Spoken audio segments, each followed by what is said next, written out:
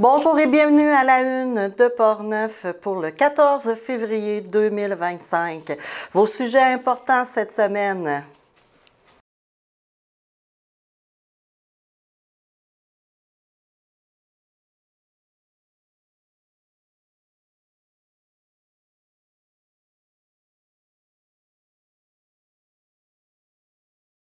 Le pavillon Chantejoie verra le jour après 9 ans de démarche pour sa naissance à Saint-Raymond.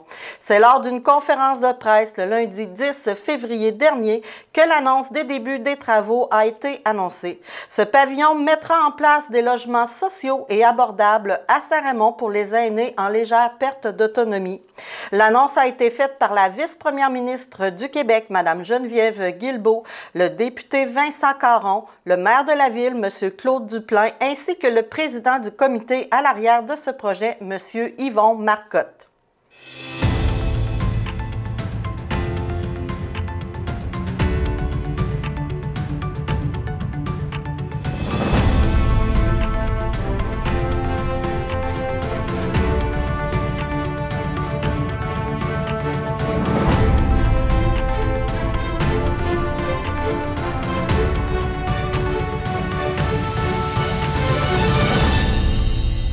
Avec la ministre, elle me disait, dans Portneuf, tu as un dossier qui est au vert, un dossier qui est au orange et un dossier qui est au rouge. Le dossier qui était au vert, c'était le dossier à Neuville, qu'on a inauguré il y a quelque temps, donc là, ça allait très bien. Il y avait un dossier, la lumière orange était allumée, c'était celui-ci.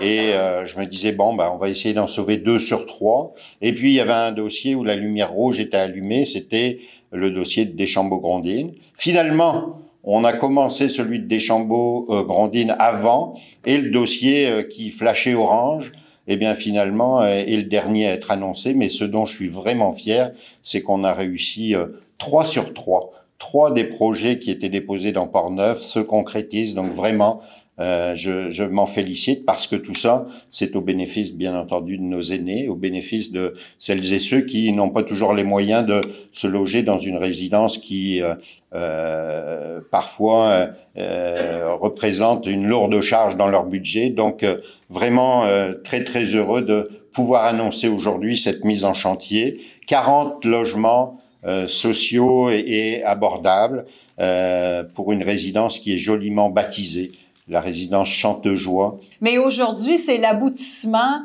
je pense, d'une des choses qu'il y a de plus belle à voir en politique, c'est la mobilisation d'un milieu, la mobilisation de gens qui se disent on a besoin de quelque chose, on va se mobiliser, on va se mettre ensemble, on va se faire un projet, puis ensuite de ça, on va partir ensemble aller voir nos gouvernements, notre ville, notre gouvernement du Québec, notre gouvernement fédéral, puis on va essayer de les embarquer dans le projet parce qu'évidemment, on a toujours besoin d'argent, puis on a besoin aussi d'un coup de main à divers niveaux de nos divers paliers de gouvernement, mais ça part du milieu. Le milieu qui s'est dit, on a besoin d'un projet, on a besoin d'offrir à nos aînés qui n'ont pas envie nécessairement de s'exiler ailleurs que l'endroit où ils ont toujours vécu, qui n'ont pas nécessairement les moyens de se prendre une RPA, une résidence privée, mais qui ont besoin de pouvoir habiter quelque part, évidemment. Alors, c'est extraordinaire l'aboutissement de ce projet-là aujourd'hui. Puis moi, je suis fière de prendre part à cette annonce-là aujourd'hui parce que, je l'ai dit, pour moi, en politique, c'est ce qu'il y a de plus beau, de voir des gens qui se mobilisent et de voir comme élu le rôle qu'on peut jouer pour donner vie à ces projets-là puis donner écho à cette mobilisation-là, à ces efforts-là inlassables. Ça a été dit, un projet qui est rendu évalué à 20,7 millions quand même, c'est beaucoup de sous. On met 10,1 millions au gouvernement du Québec, la ville de Saint-Raymond aussi, et on va laisser à M. le maire le soin d'en dire plus, mais donc la ville de Saint-Raymond qui participe aussi, très, très, très appréciée, nos partenaires du fédéral aussi, et via la SHQ, la Société d'habitation du Québec, on a aussi en plus, on garantit le prêt de l'organisme, et on a une aide supplémentaire de 550 000 $ sur 5 ans, qui va permettre à 32 des 40 locataires d'accéder à ce qu'on appelle, dans notre jargon, le PSL, le programme de supplément de loyer, qui va faire en sorte que les gens vont payer l'équivalent de 25 % du loyer. Qui, depuis le début, des personnes se sont mis à pied d'œuvre à croire à un projet. Et il fallait plus qu'y croire. Parce que je me demande des fois, à savoir si on avait su que ça aurait pris 8 ans à faire un projet,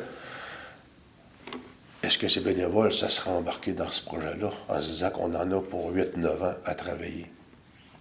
Sauf que quand vous avez ces projets-là, je pense qu'il faut le dire à la population, M. Marcotte avec son équipe et M. Fleury ont travaillé de façon extraordinaire, sauf qu'à un moment donné, dans les années, ça prend une équipe. Parce que vous vous rendez compte que le GRT a ses difficultés. La ville doit mettre sa part de marché, un terrain et des centaines de milliers de dollars aussi pour pouvoir aboutir à un projet comme ça. Et quand vous voyez à un moment donné, puis Vincent en a parlé un peu, et je tiens à le féliciter parce que à un moment donné, la ville a fallu qu'elle s'embarque dans le projet plus concrètement. Parce que là, il y avait des problèmes que ce n'était plus les bénévoles qui pouvaient régler. Ça prenait le politique pour venir s'en mêler. Ce projet est né de besoins exprimés par des personnes ne pouvant accéder à des résidences privées pour aînés RPA, faute de revenus suffisants.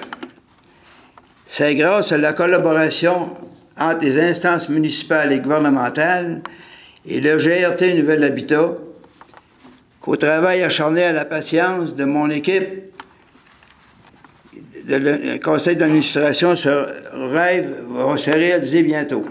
La Promutuelle Les Bâtisseurs a donné une aide financière au Halo. M. Michel Gauthier, président de la Promutuelle, annonce la nouvelle avec la directrice générale du Halo, Mme Isabelle Moffett. Cette aide financière va aider l'organisme à finir les réparations du bâtiment de la Licorne. Donc, bonjour, je me présente Isabelle Moffett, directrice générale du Halo. Donc, j'ai l'immense plaisir aujourd'hui de rencontrer M. Michel Gauthier, président du conseil d'administration d'Assurance Promutuelle Les Bâtisseurs. Donc, bonjour, M. Gauthier. Plaisir. M. Gauthier, je suis vraiment très contente que vous ayez décidé de participer à notre beau projet de rénovation de la Licorne, de la bâtisse, d'être un partenaire financier pour ce gros chantier-là, parce qu'on va se le dire, c'est un très gros chantier, étant donné que la bâtisse est répertoriée patrimoniale, pardon. Donc, c'est des rénovations qui coûtent beaucoup plus cher afin de respecter les normes. Je suis vraiment contente que vous ayez décidé d'embarquer avec nous dans ce beau projet. Bien, écoute, c'est un grand plaisir de participer parce que, vous savez, je suis concerné à 2 endroits. Naturellement, comme président de Promutuelle Les Bâtisseurs, Promutuelle Assurance Les Bâtisseurs, et aussi par mon âge, parce que je regardais tout à l'heure les services qui sont là. Je trouve ça tellement extraordinaire. Pour répondre à une cause, ça prend quelque chose qui nous touche. Puis quand on regarde les services que vous donnez, quand on vieillit, il y a des maladies qui nous surveillent de près, là, puis qu'on n'est pas capable de...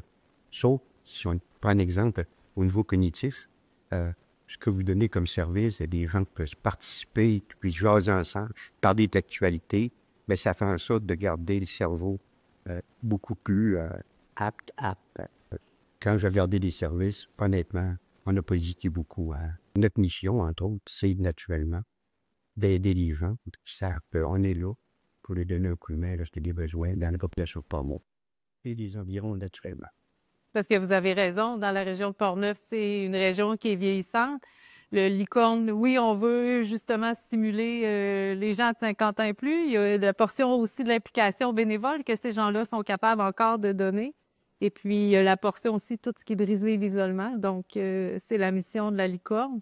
Puis, on veut les accueillir, comme vous dites, dans un endroit sécuritaire et agréable. Ce que j'ai surtout remarqué, puis je le dis une autre fois parce que c'est très important, vous avez décortiqué c'est quoi que vieillir avant d'offrir des services. C'est pas pour les besoins qu'ils ont aujourd'hui, puis la valeur que l'argent a, c'est pas nécessairement épouvantable comme montant, mais l'important, c'est qu'on le donne au nom de nos membres, naturellement, puis qu'on le donne avec beaucoup, beaucoup de plaisir, parce qu'on sait que cet argent-là va servir pour la bonne cause. Une étude vient de commencer de la part de la MRC de Portneuf et de celle de Lotbinière afin de voir la faisabilité d'une navette fluviale sur le fleuve Saint-Laurent.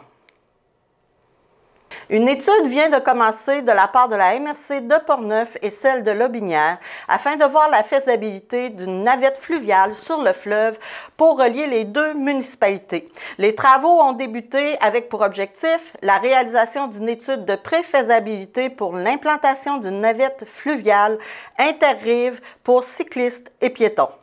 C'est la firme Conseil PAR, en collaboration avec Au Point Architecture et Territoire Lemerise, Expérience durable, qui a été retenue pour ce mandat. La navette interrive est un sujet de façon ponctuelle dans différentes concertations ou planifications stratégiques au fil des années. C'est dans ce contexte que la collaboration entre les deux MRC s'est amorcée afin de réaliser cette étude qui vise principalement à évaluer les coûts d'un tel projet et si le tout est possible techniquement. Elle validera aussi les retombées économiques potentielles d'un tel projet dans chacune des MRC. M. Bernard Gaudreault, le préfet de la MRC de Portneuf, a tenu à dire que ce projet représente une opportunité exceptionnelle de renforcer les liens entre les deux MRC et de mettre en valeur l'un des plus grands atouts de la région, soit le fleuve Saint-Laurent. Un communiqué de presse vient d'arriver de la part de la Ville de Portneuf concernant le premier projet de règlement 295 qui modifie le règlement de zonage 116 afin de modifier les spécifications de la zone résidentielle de haute densité RC 103 et permettre ainsi la construction de bâtiments comportant jusqu'à 40 logements. La Ville avait tenu des assemblées publiques de consultation sur le premier projet les 13 novembre et 18 décembre 2024 dernier. Ces assemblées ont permis aux citoyens et citoyennes d'exprimer leurs commentaires, leurs préoccupations aux membres du Conseil de la Ville de Portneuf. Les participants et ces assemblées étaient majoritairement des résidents du secteur visé. Alors, suite à l'analyse des commentaires, les élus se sont aperçus que la principale préoccupation des citoyens concernait l'emplacement de la construction. Après toutes les analyses et des discussions, bien que le projet présenté répondait à un besoin urgent de logement dans la ville, le conseil municipal, qui a pris en compte l'avis de ses citoyens, de ses citoyennes, ne poursuivra pas le processus de changement réglementaire tel que présenté en octobre 2024. Alors, le premier projet de règlement 295 a été abrogé lors de la dernière séance régulière de la Ville de Portneuf qui a eu lieu le 10 février 2025. Le conseil municipal s'engage à identifier des secteurs propices au développement résidentiel. Le député Vincent Caron soutient 8 sites de ski de fond dans la région de Portneuf. Cette initiative vise à encourager la pratique d'un sport hivernal, favoriser l'adoption de saines habitudes de vie et aussi soutenir le travail de nombreux bénévoles autour de ces sites de ski de fond. Les sites sont ski de fond Léoski à Saint-Léonard de Portneuf, sentier de ski de fond à Saint-Marc-des-Carrières, le centre plein air d'Ansereau à Pont-Rouge, la base naturelle du marais Léon Provencher de Neuville, le ski de fond Les Sapins Verts à Saint-Hubert, le sentier de ski de fond à Rivière-à-Pierre et pour terminer, les sentiers de la Savane à Saint-Raymond.